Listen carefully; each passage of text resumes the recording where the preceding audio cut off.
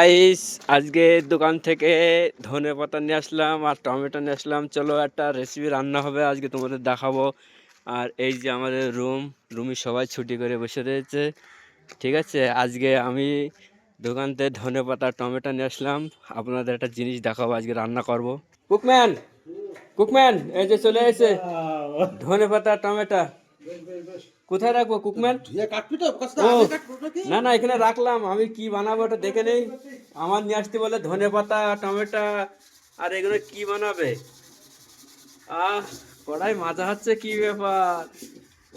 আজকে সেই খাওয়া দাওয়া চলবে, একদম টাটকা, এতে কোনো ভেজাল নেই। আর ঠ্যাঙের যা কালার, ঠ্যাঙের যা কালার, এ তো মনে হচ্ছে কাঁচাই খেয়ে নেই। আজকে সেই রান্না হবে আজকে। কুকম্যান মশলা করলে, আপনারা তো দেখলেন ধনেপাতা তো নিয়ে আসলাম, ধনেপাতা টমেটো কাটাকুটি সব চলছে।